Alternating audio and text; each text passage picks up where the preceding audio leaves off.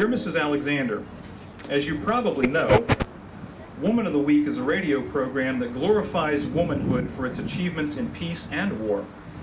Each week we select 4 women who we believe to be outstanding and have them appear in a brief interview on the air. One of these is selected by the listening audience as Woman of the Week. We have her original copy of the hand-typed script with pencil notes and edits that were made by my grandmother. And with a little help, we're going to recreate that for you here today for the first time in 70 years. So this is truly living history. This was a live radio show that was done just shy of 70 years ago, and this will be the first time this will be heard since then. And we have enlisted the help of some of the ship's reenactors, the Navy crew, and 2 of the young ladies. Valerie's going to be Miss Joyce, who is the interviewer, and Patty is going to represent my grandmother. I don't know that she dressed quite like this, but I will turn it over to them, and go ahead, ladies. Our next woman is one of the most remarkable guests we have ever invited to our microphone. Young at 52, she is the proud mother of a family that has more than gone all in for our nation during the war. It is truly an honor to present to you Mrs. Elsie M. Alexander.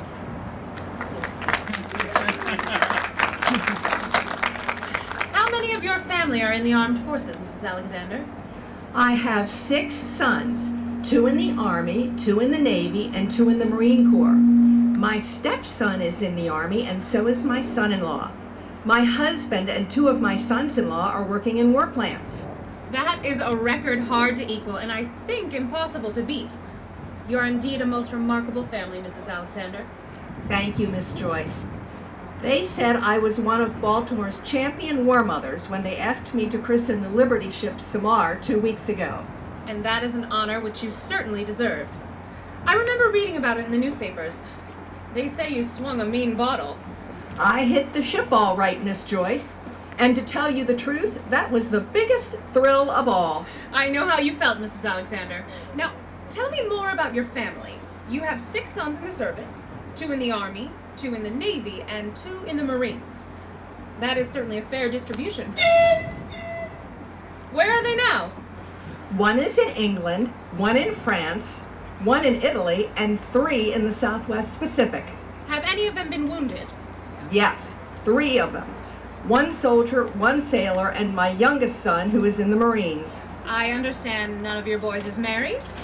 No, Miss Joyce, they are all single so far. There may be changes after the war. And 3 of your 5 daughters are married? Yes, and as I told you, 2 of my sons-in-law are working in defense plants. The other is in the Army. It must have worried you when your boys were wounded. It did.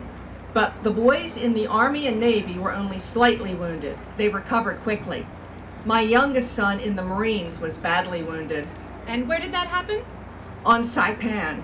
He was with the 2nd Marine Division in the Marianas Islands assault. This is where we transition to a reenactment of this. This is as it was written in 1944. This is not a politically correct script, folks. So, gentlemen. Get down over there! Take cover! Want to get picked off by one of those Jap snipers? We can't make progress until that machine gun nest is cleaned out, sir. How about the tanks? Right back of us, sir. Order one up and we'll have them run over those dirty nips. We gotta keep moving if we're gonna take Garapan today. Quick, duck! Whew, that was a close one. Yeah, Tojo's getting careless with his shells today. Looks as if he'll have to do something about it.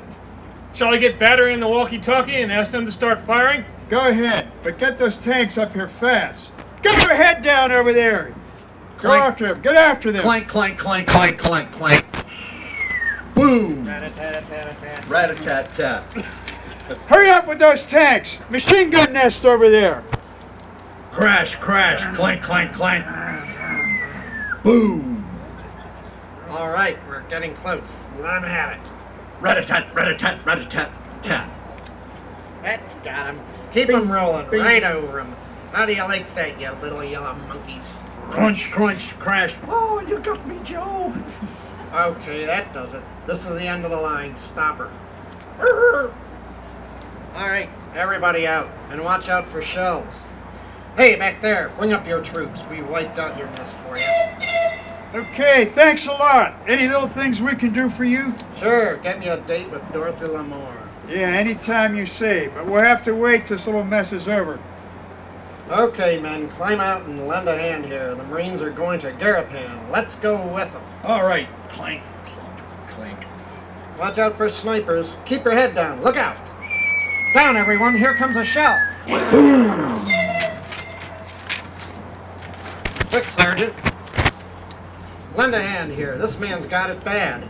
This shrapnel got him in 6 or 7 places, and they're all bad. Pass the word along for stretcher bearers, and hurry! This is a bad one. Tell him to bring plasma. He's bleeding badly. Okay, you, move over while I can do what I can with my first aid. Need any help, Sergeant? No, I'll make it out all right. Get hold of another first aid packet for me. This one's used up, and tell them to hurry up with those stretchers bearers. This guy needs plasma badly. If he needs it, he'll get it. The Red Cross has seen to that. Here come the corpsmen now. Hey, fellas, this way, over here. On the double. It's a bad one. All right, sir, we'll take over. Hey, Hank, give me a hand and get him on the stretcher. Oh, easy does it, easy does it. That's it. Now haul him over into the shade of that wall and we'll see what we can do. Looks to me like he's gonna need a transfusion, and quick. Okay, you guys, he's all right now. Come on, let's get going. We've got to get this war over. I want that date with Dorothy Lamour.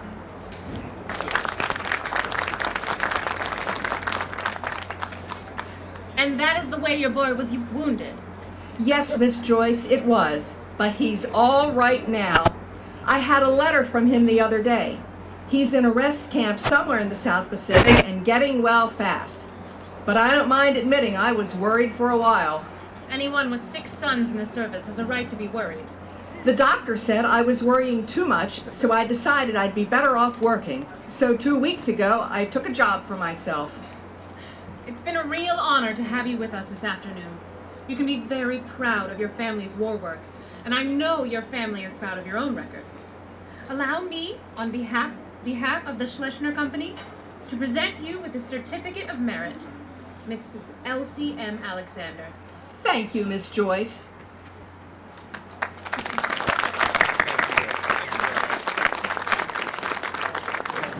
That was the Liberty Ship version of Prairie Home Companion. But I want to thank everybody for the honor of being able to do this for our grandmother and for our family. And we hope you all enjoy the trip today. So thank you very much.